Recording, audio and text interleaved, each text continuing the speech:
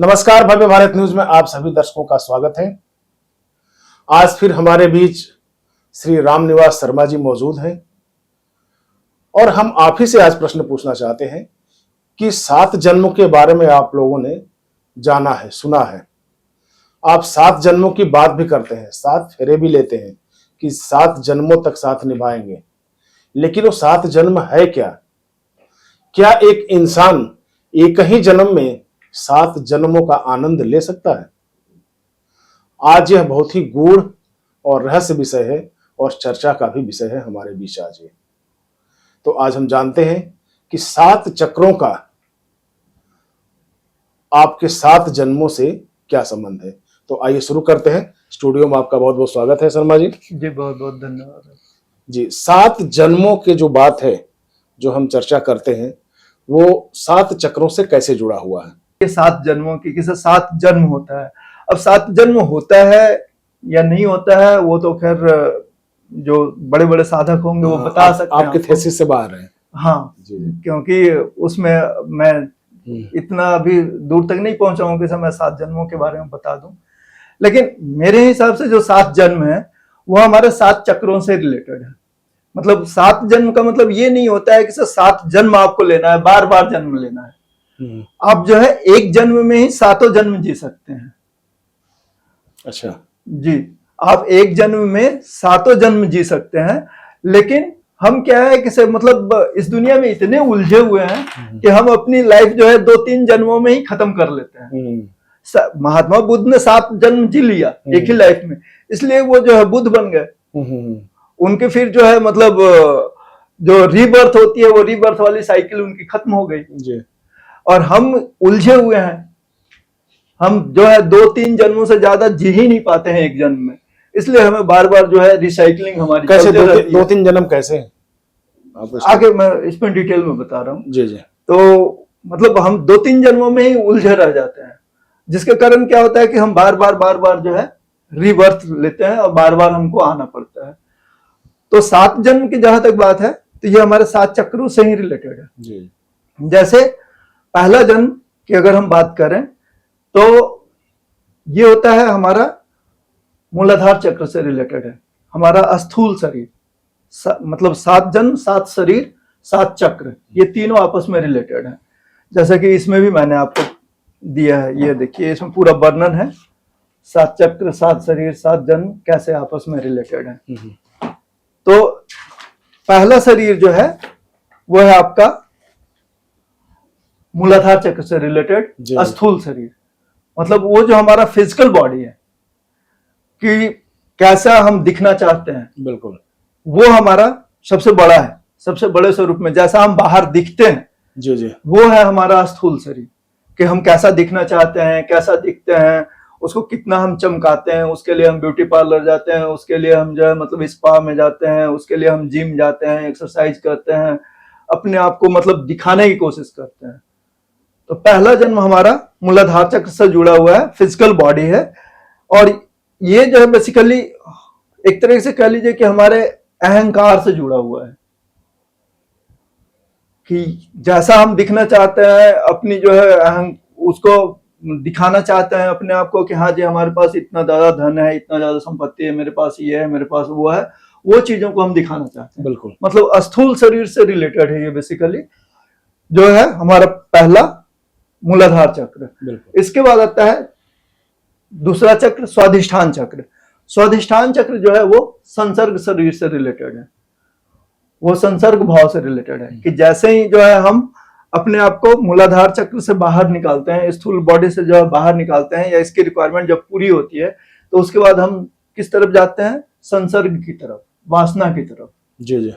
किसे हाँ जी मतलब हमारी ये इच्छा तो पूरी हो गई, हमारी शरीर तो जो है बन गई, हमने जो है बना लिया, खूब खा लिया, खूब पी लिया, खूब जो है अपनी अहंकार धन दौलत दिखा लिया, अब हमको क्या जरूरत है, हमको वासना की जरूरत है।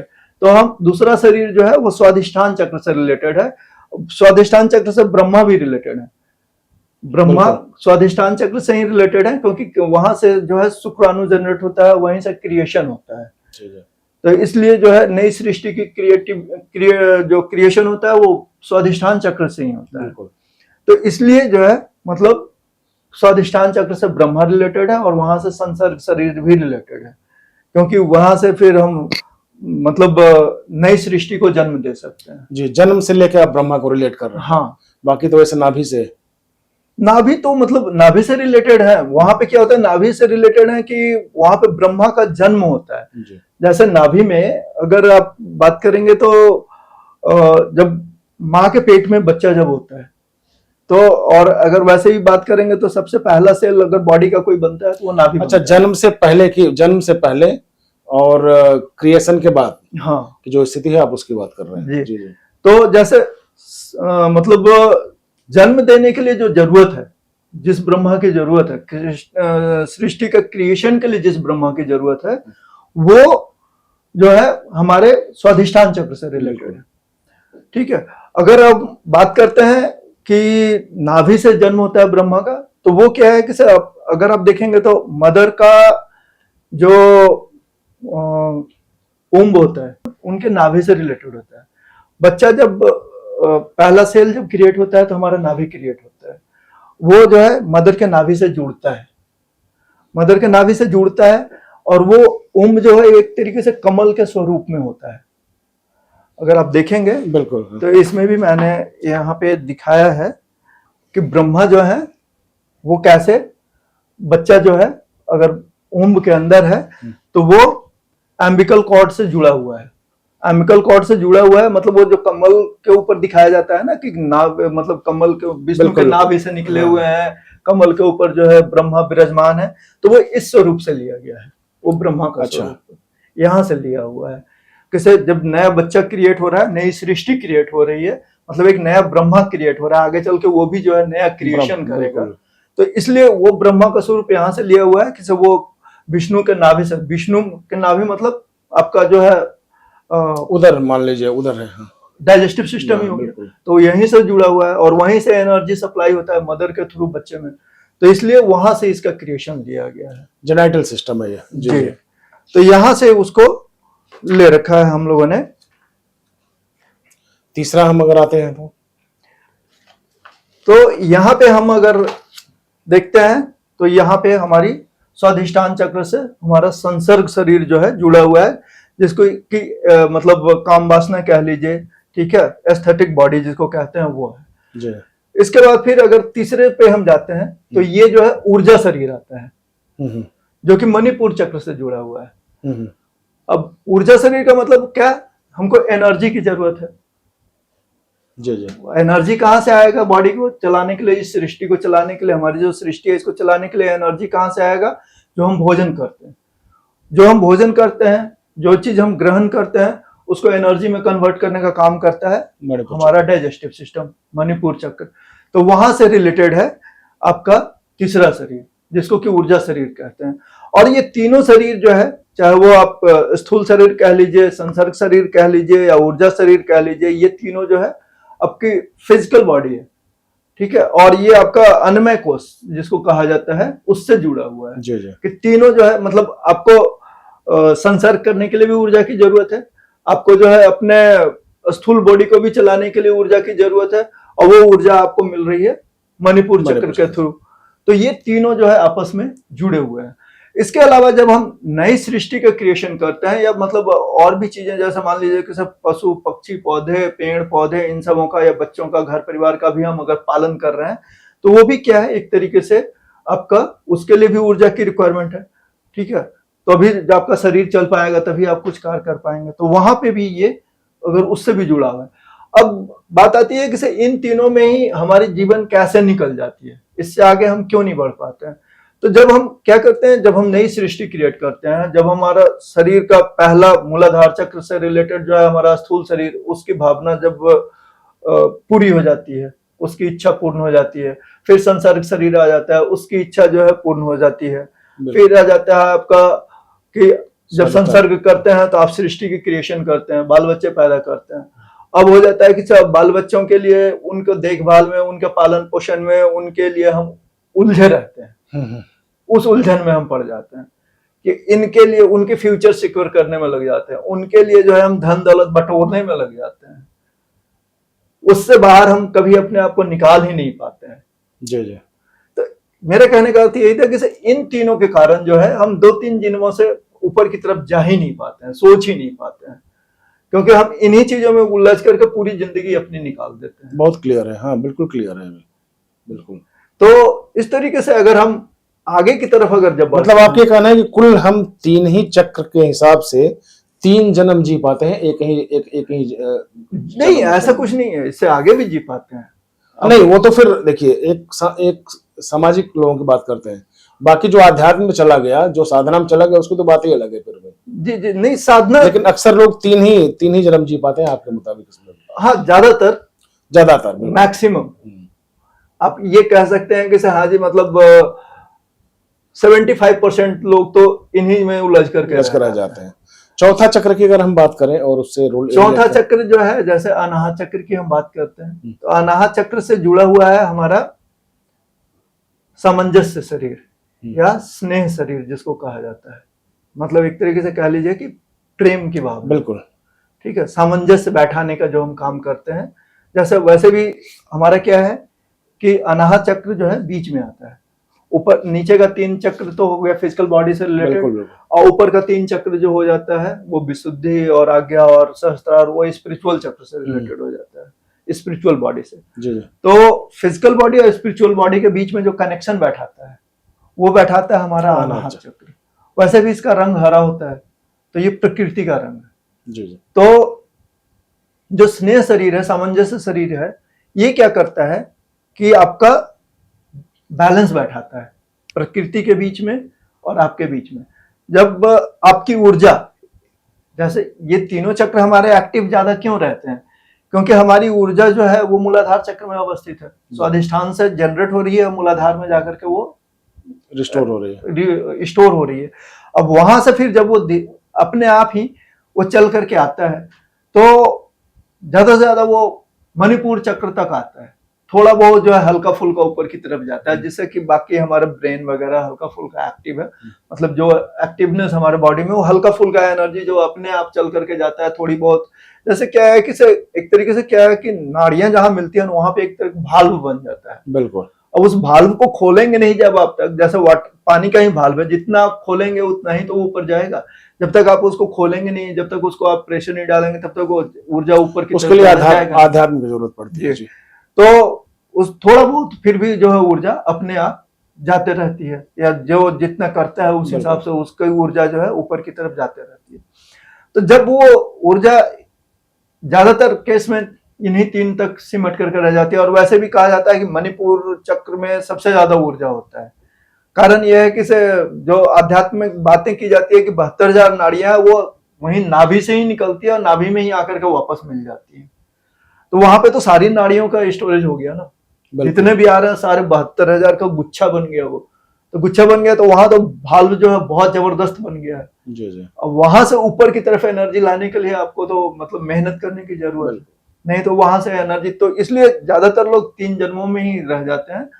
थोड़ा बहुत एनर्जी जब ऊपर की तरफ जाती है तो फिर वो प्रकृति की तरफ जाता है, प्रकृति की सेवा करता है, पेड़ पौधे लगाना, वृक्ष लगाना, ये सब जो मतलब जैसे प्रकृति की सेवा में जो लोग लीन हो जाते हैं, ये चौथा जन्म में आ जाता है। ये चौथा जन्म में आ जाता है। 5वें जन्म में है मतलब ये आपका सामंजस्य बैठाना शुरू कर देता है, बाहरी प्रकृति के बीच में और भीतरी प्रकृति के बीच में आपको जो है सामंजस्य बैठाता है। इसी तरीके से आप जो है मतलब सेवा करना शुरू कर देते हैं, पशुओं की, पक्षियों की, मतलब सेवा भावना में आप चले जाते हैं एक तरीके से कह लीजिए। तो वहां पे आपका जो है चौथा चक्र जो है या चौथा जन्म में आप जीना शुरू कर देते हैं। जी। इसके बाद आप और एनर्जी ऊपर की तरफ जब जाती है, एनर्जी जब विशुद्धि चक्र तक पहुंचती है, तब वहां पे आपका एक्टिव होता है बुद्धि शरीर जिसको कहा जाता है। वहां वैसे भी विशुद्धि के बारे में हमने पहले भी बात किया कि वहां से जो है शुद्धिकरण का कार्य होता है। तो एक तरीके से कह लीजिए कि वहां पे आपका शुद्धि शरीर या बुद्धि शरीर जो है या ज्ञान का शरीर जो है खुलना शुरू होता है। फिर जब आप वहां तक पहुंचते हैं तब आपको जो अपने आप ही ऐसा महसूस होना शुरू हो जाता है कि हाँ जी, जो आप में है वह मुझ में भी है। ऐसा तो कोई फर्क मुझे लग नहीं रहा है कि आप में राग द्वेष की चीजें कम होने लगती है। हाँ, आपकी जो है मतलब राग द्वेष अहंकार ये सब चीजें जो है कम होना शुरू हो जाता है। आपकी जो बुद्धि खुलनी शुरू हो जाती है, जब आप प्रकृति के साथ सेवा में लीन हो जाते आप समझने लगते हैं, एक दूसरे को समझने लगते हैं, एक दूसरे जी। के क्रियाकलाप को समझने लगते हैं, एक दूसरे को समझने लगते हैं, दूसरों को दुखों को, दूसरों को खुशियों को अच्छे तरीके से, मतलब जो एक जेलसी की भावना होती है ना, हाँ, वो उस पे चीजें थोड़ी सी खत्म हो जाती है। छठे में अगर हम बात करें, छठ तो इस तरीके से जो है पांचवें शरीर में हमारी बुद्धि शरीर जो है, मतलब जब खुलती है और मन का जो है क्लेश द्वेष ये सब जो है कम होना जब शुरू हो जाता है, तब हमारी एनर्जी जब वहां से ऊपर की तरफ, जब आगे की तरफ जाना शुरू होती है, तो छठे जब आज्ञा चक्र तक पहुंचती है, तो वो है आपका आत्मिक शरीर।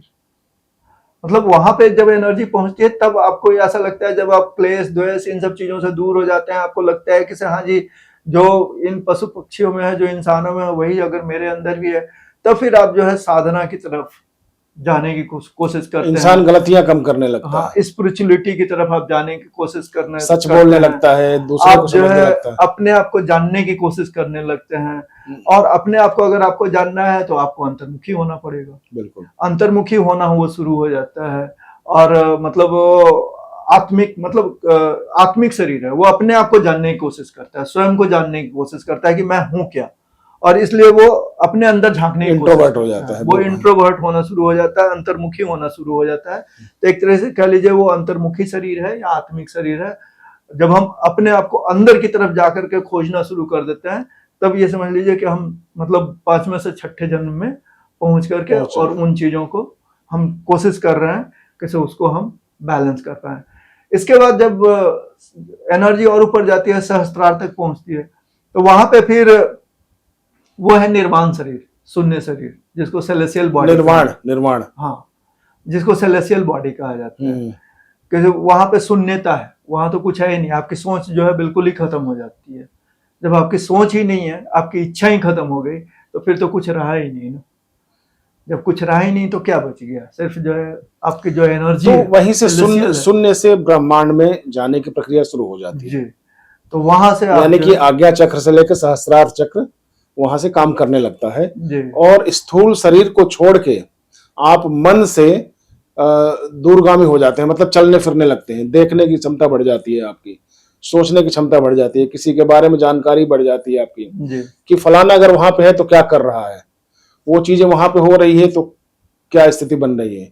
तो ये चीजें सहस्त्रार चक्र से, यानी कि 7वें जन्म की आप बात जो कर रहे हैं कि वो चीजें बढ़ जन्म में, मतलब वही हमारी बॉडी सेलेसियल बन जाती है, सेलेसियल बॉडी बन जाती है। ठीक है, वो जो है फिर ब्रह्मांडीय शरीर हो जाती है। वो फिर हमारा ये स्थूल शरीर और जो फिजिकल बॉडी है या आत्मिक बॉडी है, ये सब आत्मिक बॉडी भी, मतलब जो हम अपने अंदर जानने की कोशिश कर रहे हैं, जो इंट्रोवर्ट हो रखे हैं, वो चीजें भी खत्म हो जाती है। मतलब आपके थॉट्स ही बिल्कुल खत्म हो जाते हैं, बिल्कुल मानता हूं, वहां पे कुछ है ही नहीं। तो इस तरीके से अगर हम देखते हैं तो हम मतलब 7 जन्म एक जन्म में जी सकते हैं, लेकिन हमको न पता है और ना हम जीने की कोशिश करते हैं। हाँ, तो चलिए ये रही आज, आपको मुझे लगता है कि बहुत पसंद आया होगा ये एपिसोड, आएगा भी, क्योंकि 7 जन्म क्या है और 7 चक्रों से कैसे रिलेट किया जाता है, और इंसान अगर चाहे तो अपने जन्म को कैसे 7 जन्मों तक ले जा सकता है एक ही जन्म में। और आशा है कि एपिसोड आपको बहुत अच्छा आएगा अगर आप देखेंगे तो इसलिए शुरू से अंत तक इसको आप देखिए, तब आपको समझ में आएगा कि राग द्वेष भेदभाव ये चीजें क्या है, लोग कहाँ भोगते हैं। अच्छा, इसी में सातों जन्मों के बीच में थोड़ी सी भी अगर आप लापरवाही करेंगे, थोड़ी सी भी लालच बढ़ाएंगे, तो आपको भोगना पड़ जाएगा, जिसको कि हम वही नारकीय जिंदगी करते हैं। ये कहते हैं कि हमें मरने के बाद में यहाँ यातनाएं मिलती है, यहाँ इस तरह की यातनाएं मिलती है, इस तरह की, वो सारी इसी जन्म में होता है। और अगर आप लोग अपने को सही बना लिए, इन चक्रों के हिसाब से अगर आप अपने आप को बढ़ाते हैं, तो निसंदेह वो चीजें आप में भी आ जाएगी जो एक देवता में मौजूद होता है। तो आज के एपिसोड में इतना ही, अगले एपिसोड में फिर मिलेंगे, तब तक के लिए नमस्कार।